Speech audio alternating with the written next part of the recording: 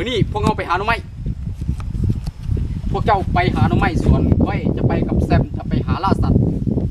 ไปเร็วมันจะสวยแล้วคนจะไปหาก่อนไปเร็วๆตามมา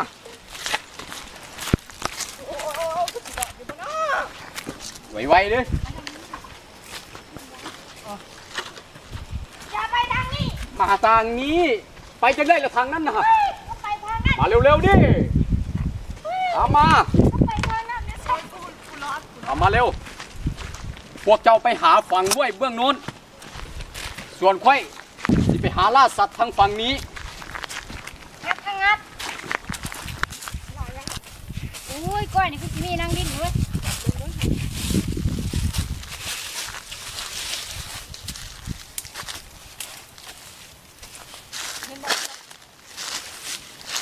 แหงตอนอยู่โอ้ยคนปากกระตุกเป็นแหนางแมวเลยเนี่ยโอ้ยนี่อยู่บ่อะไรเนาะเบิ่งนี่แล้วนกเบิ่งค่ะ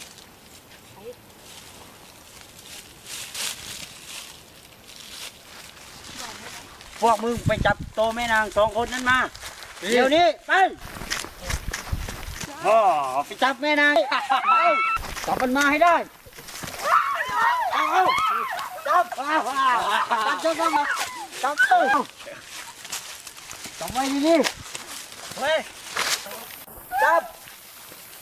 อย่าให้มันรอดไปได้เฮ้ยเฮ้ยนะ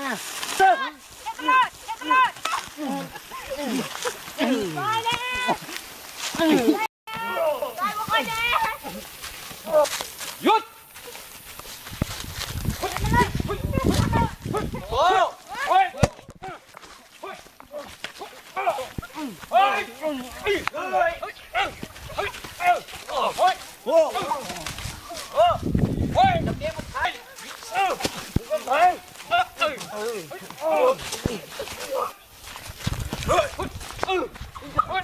ดีๆไป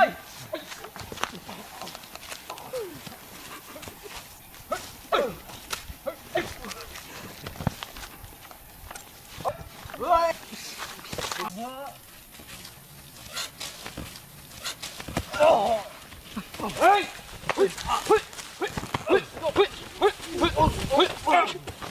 เจ้าเกมมันจะใช่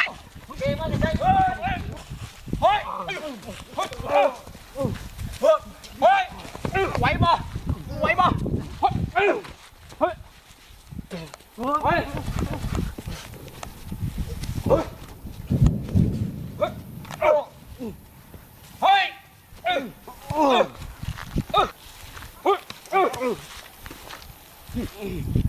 เป็นยังไง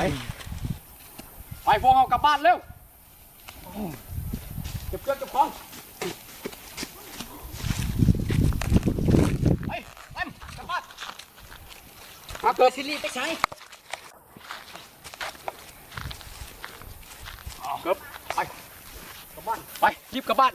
วันนี้หน่อไม้ถ้าบ่ได้ก็บ่กินเร็วๆฝนตกแล้วไปกลับบ้านเร็วๆ